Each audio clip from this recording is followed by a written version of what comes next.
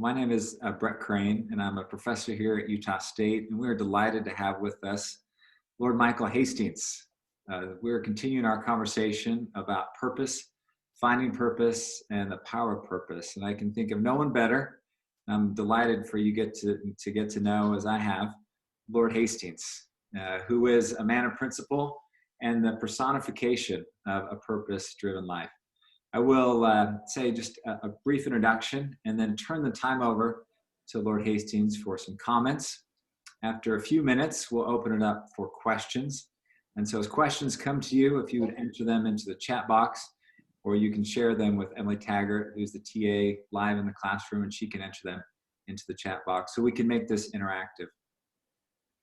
Lord Michael Hastings of Scarisbrook, CBE, has enjoyed a distinguished career in education, government, television broadcasting, business, and public service. He is a member of Parliament in the British House of Lords and the Chancellor of Regent's University London, and the former global head of citizenship for KPMG International. In 2003, Michael was awarded a CBE, in other words, a Commander of the British Empire, for services to crime reduction, which includes 15 years as chair of a crime concern and 9 years serving on the Commercial.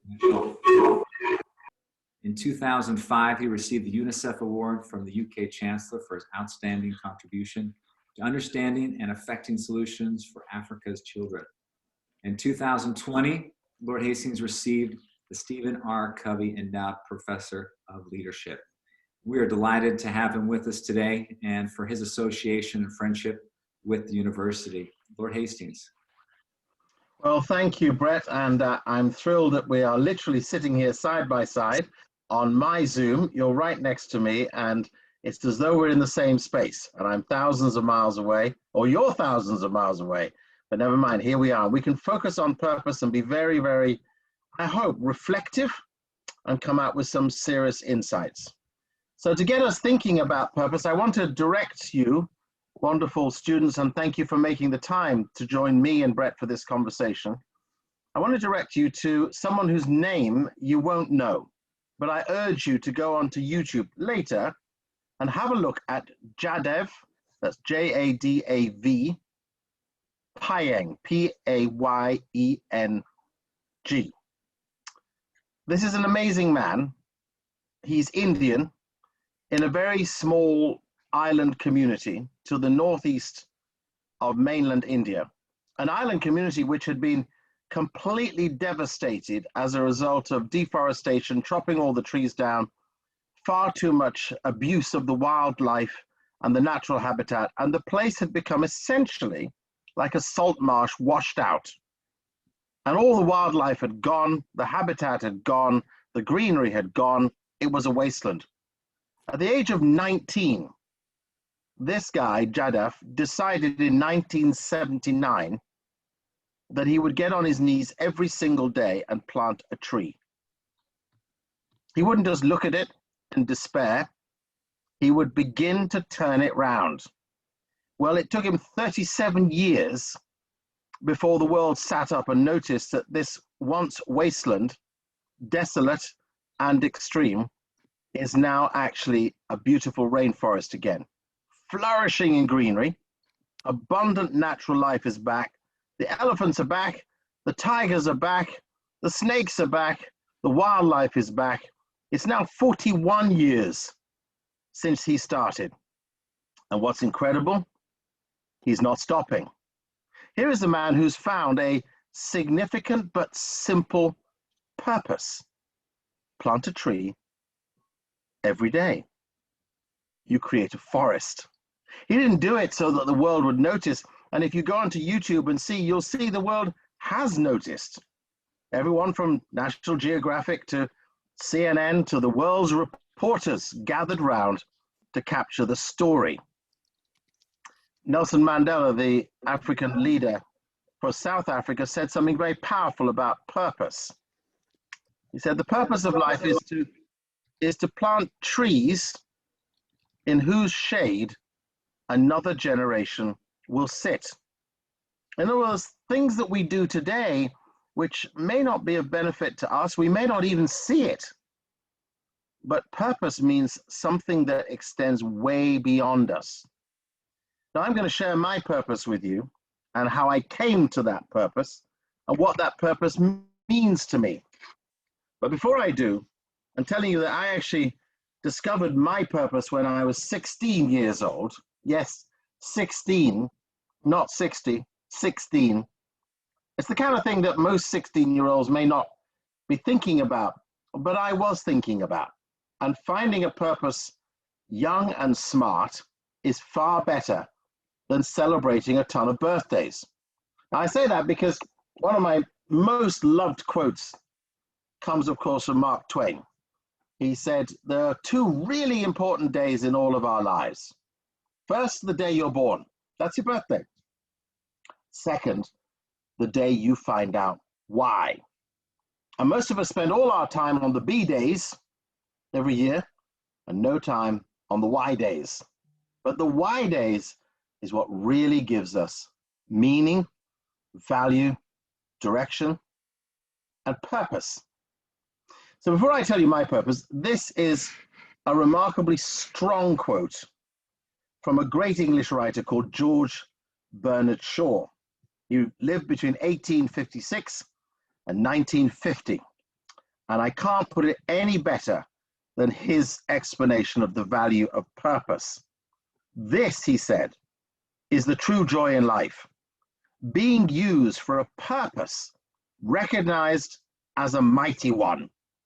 Being a force of nature instead of a feverish, selfish, little clod of ailments and grievances, complaining that the world doesn't devote itself to making you happy. I'm of the opinion, he said, that my life belongs to the whole community. And as long as I live it, my privilege to do so, to whatever I can for it. I want to be thoroughly used up when I die. For the harder I work, the more I live. I rejoice in life for its own sake. Life is no brief candle for me, he said. It's a sort of splendid torch, which I got hold of for the moment, and I want to make it burn as brightly as possible before handing it on to future generations.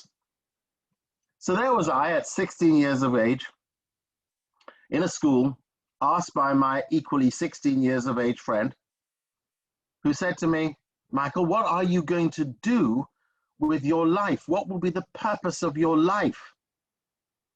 And it was as though, well, it was right here in the forefront of my mind. I came out with this statement. And just to tell you something else before I tell you what it is, I've never changed it. It stayed the same from 16 to 62, and I won't change it. So here it is. To speak for the poor and to bend the power of the prosperous to the potential of the poor. To speak for the poor and to bend the power of the prosperous to the potential of the poor. Now, I remember my friend saying to me, what does that mean? And I had no idea, except that I knew there were things I was really bothered about. And what I was bothered about was the state of injustice and unfairness that I had already witnessed as a young man. I'd seen it in the Caribbean, and it had troubled me with great anguish. So I sought to understand it. And as I sought to understand it, I realized that even what I had seen wasn't the most extreme of what there was. So I wanted to begin whatever I could begin to make a meaningful difference to the poor. I had to speak for the poor. I had to bend the power of the prosperous to the potential of the poor. I'm very taken by the remarkable figure of William Wilberforce. Some of you will have heard of him. He was the great Englishman who decided that at the age of 20, he'd had enough of what was the very active slave trade of the day. The vast majority of the British Empire was consumed in slavery, and it was a wealth provider. For those who owned slaves, they were rich. For the slaves themselves, they were broken-backed and desperate. Because of this man, William Wilberforce, of course, it was President Lincoln who then took up the fight to end slavery in the Americas. But it started off with Wilberforce, who at the age of 20,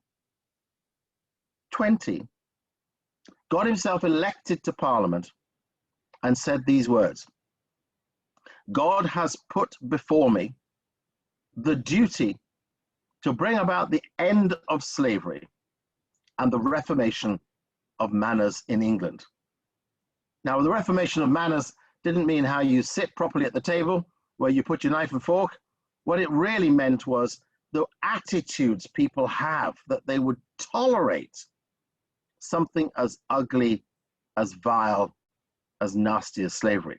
To change attitudes, but he had to get rid of the fact of slavery. Well, if you study William Wilberforce's life, you'll realize that he started at 20 and he ended at 64.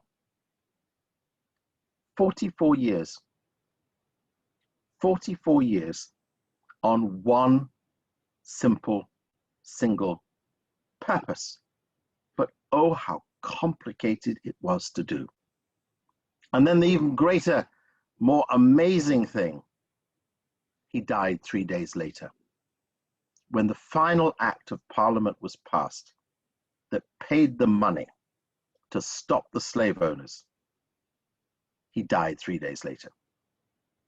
So having a purpose that can start very young and very strong can take you for a generation, decades, not just years. But being a person of purpose is to be a person who's decided the values that matter, embrace them, taken them in, and then put them into living and vivid practice. Something simple, planting a tree. Something enormous, ending slavery. Something seemingly ongoing, ending the extremes of poverty and hunger. I finish with this little bit before you can question me and say whatever you want to say in response. I watched an interview this morning with Bill Gates. It was an interview which is reflecting on the fact that he and Melinda had published a letter. And in the letter it said that because of coronavirus, development in the world, bringing those at the far edges of extreme poverty, has been set back by another 20 years. We might have been on target for 2030. We're off now to 2050.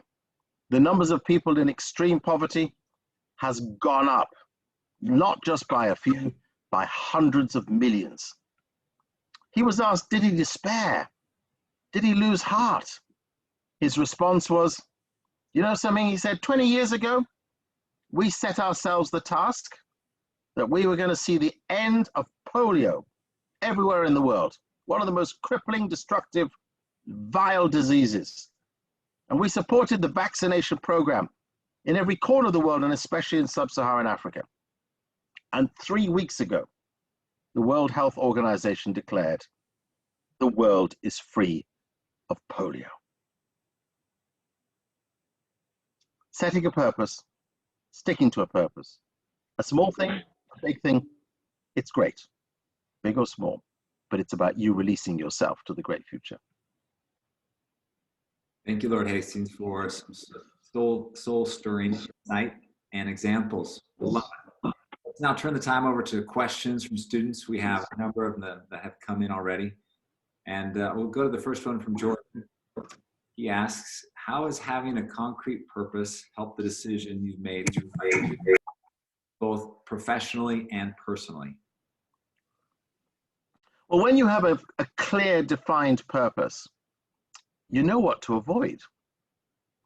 You're always going to have choices in life, and all of you are going to have more choices than ever I had, or certainly ever Brett has had. You're going to have choices that are going to go in multitudinous directions. Many jobs you can do, many things that can occupy your life. But when you have a purpose, you know you've got to stay on track. So I voluntarily commit myself to a huge amount of work with UNICEF, for which I receive no payment whatsoever, no benefits. And I do likewise for a charity I work with in Zimbabwe for the same reason, because when I focus on speaking for the poor, I better be doing it. Now, that takes up time and it drains resources, but it keeps me focused. So instead of saying, I'll go off and become, I don't know, I'll join the board of a museum, that'll be nice. Well, it would be nice. I mean, art galleries and museums are wonderful places.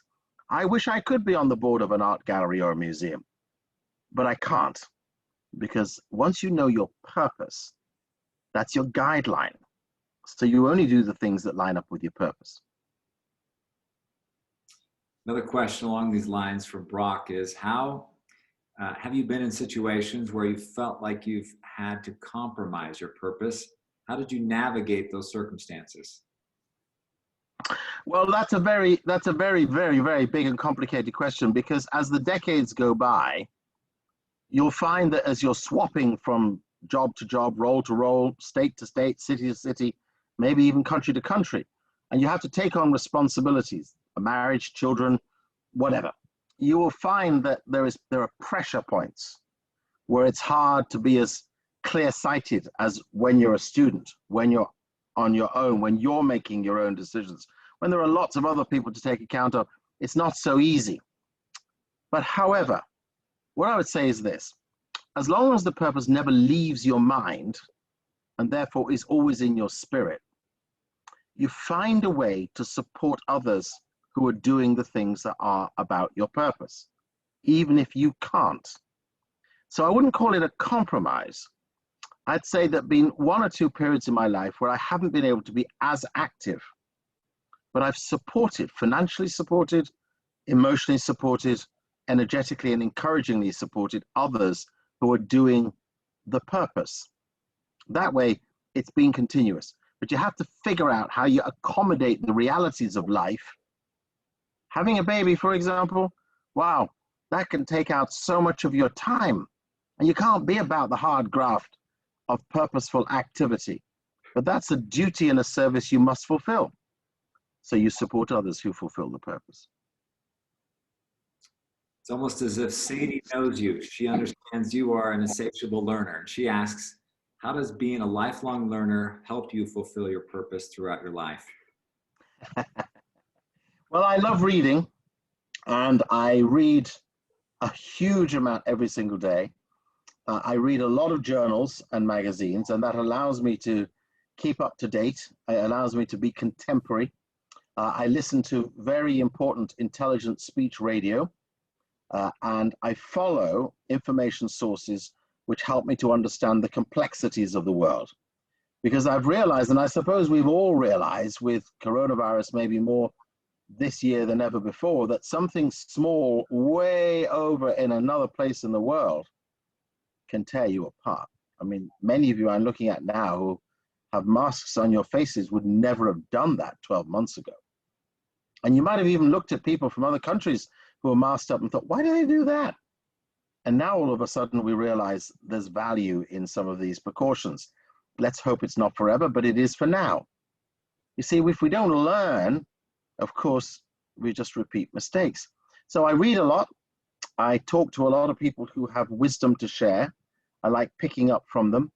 I'm going to give you an example of a dear friend of mine who, as a result of learning in the same way, an American who decided when he was studying at Harvard, and he also studied at Cambridge in England, as in the real Cambridge.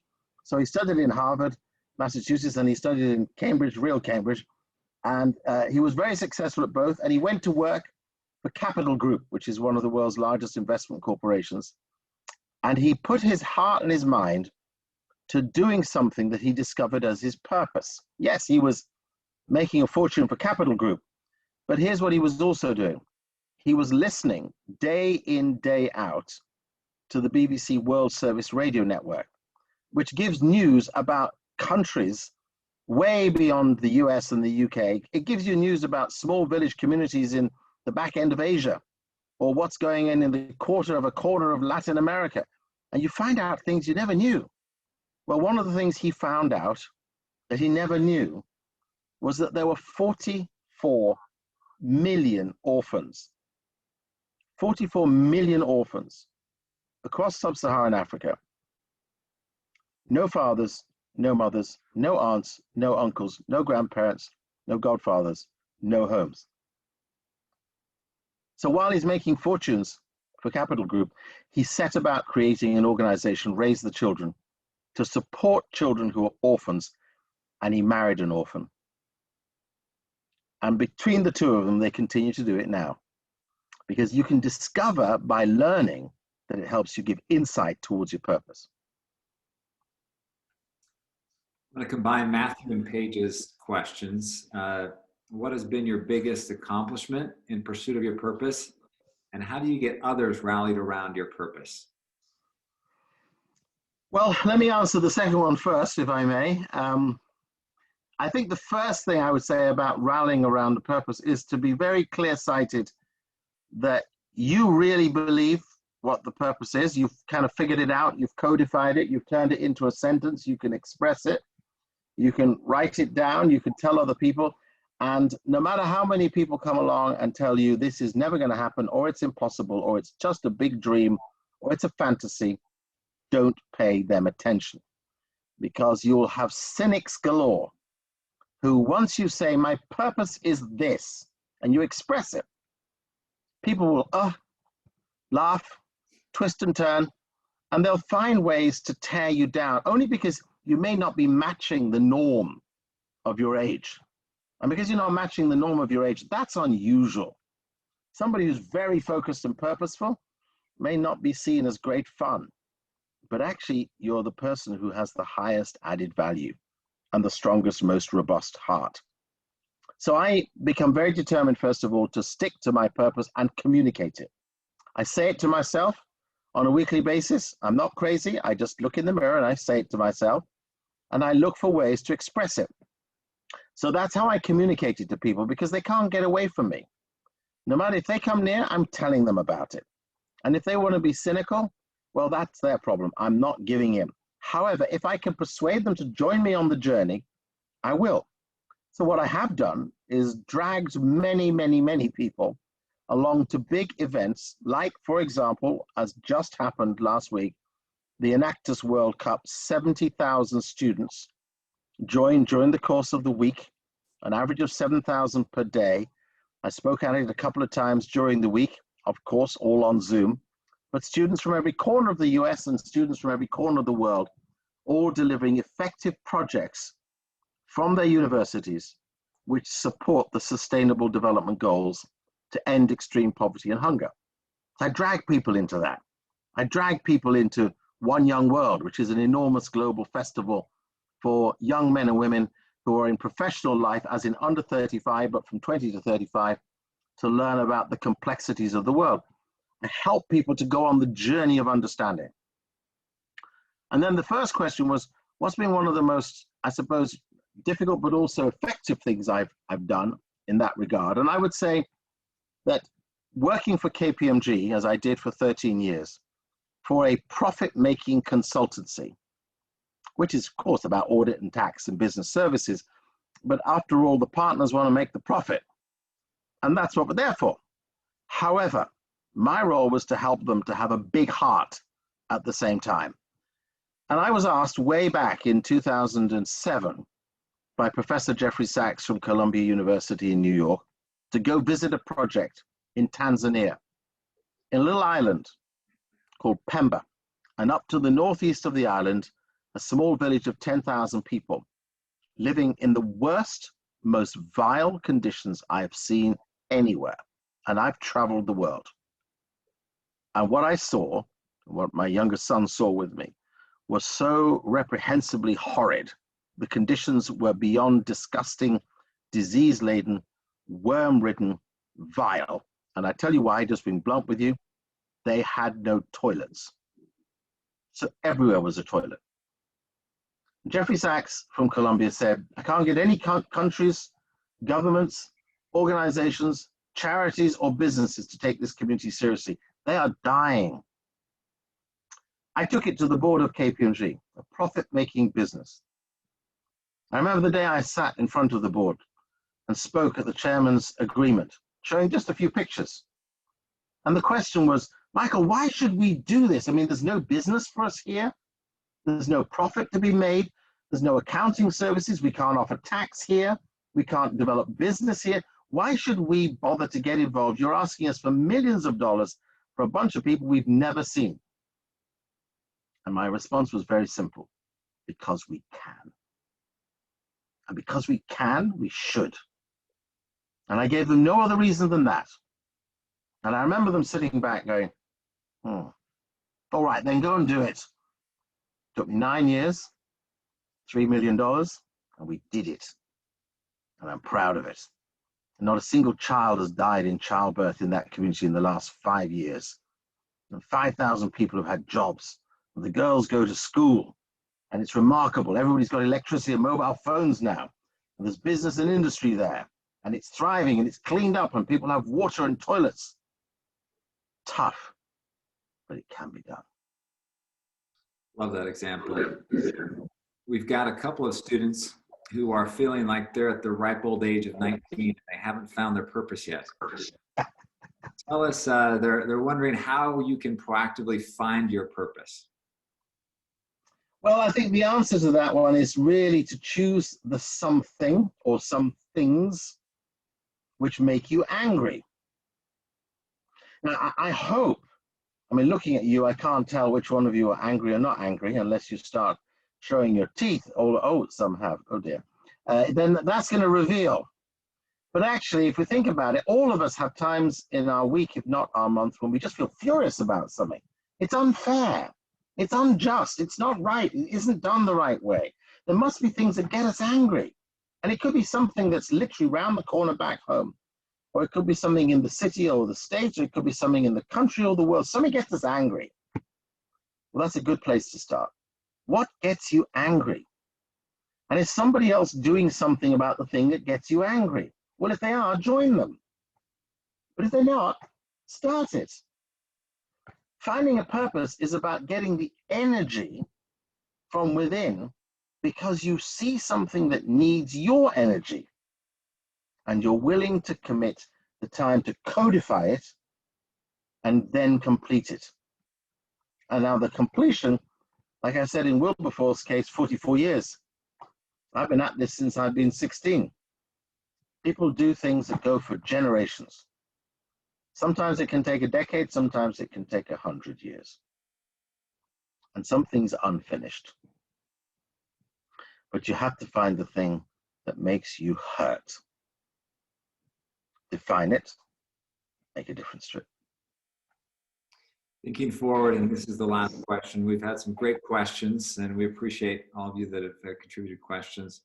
Last question encourages us to think forward, Lord Hastings. What are some goals that you still have that align with your purpose? Well, I said I wouldn't hold another B-Day, birthday, party, event until the Sustainable Development Goals were met in 2030, which would make me 73. And I've had no party events since I turned 60. Some people put on one for me then, but I've kept away from birthdays since that point because I really want to focus my energy on what I can do to affect that. That remains a goal for me. I mean, I am but an individual, but I get to work with UNICEF, I get to work with Zane, I get to work with Tier Fund, I get to work with multiple development networks, I get to work with companies who are doing fantastic development engagement. And interestingly, by the way, if you want to see some of the biggest development institutions in the world, they're called mining companies. They build entire infrastructure around mining communities, and the same goes for petrochemicals. And I have a positive disposition to those companies because they can change whole economies and whole communities. So I got a lot of work to do, just my little bit or my big bit, whatever I can. That's a big objective for me. And I suppose one more thing I would maybe love to do before I get to 73, Brett, if I get round to it, is I'd love to tell a lot of these stories in a book, but who knows whether we'll even have paper by then. So maybe, I don't know what, maybe we'll have flat zooms attached to our glasses. I don't know. Well, whatever form, we look forward to it. We're anxious to read more about it and hope that goal comes to fruition. Do you have any closing comments that you'd like to share with the students? Yes, I'd just like to read you one final little piece I carry this. I know you won't be able to see it very well, but I carry this little book around with me all the time. This is Robert Kennedy, who you remember was assassinated in his presidential appeal way back 1968. Promises to Keep. It's a really good book because he was a very, very clever thinker and articulator. And he delivered a lecture to Fordham University on June the 10th, 1967. And he was thinking about the things that cause us to not fulfill our purpose. Here's the third one. Another time I'll tell you the first, second, and fourth. But here's the third one. A third danger, he says, is timidity. Few people are willing to brave the disapproval of their fellows, the censure of their colleagues, the wrath of their society. Moral courage is a rarer commodity than bravery in battle or great intelligence. Yet it is the one essential, vital quality for those who seek to change a world that yields most painfully to change. Aristotle tells us that at the Olympic Games, it's not the finest and the strongest who are crowned, but those who enter the lists. So too in the life of the honorable and the good, it is they who act rightly who win the prize. Don't be timid. Thank you for your moral courage, for modeling moral courage, and the great work that you've done. It's been our absolute delight to visit with you today. And I think we're all inspired to redefine and reflect and think about the power of our purpose and the things that we can change and expanding our influence. You are a force of nature, Lord Hastings, and we're so grateful to be exposed to the bright light of your torch. Thank you again for your time and your generosity. Thank you. Have a good rest of your day. Bye-bye. I know.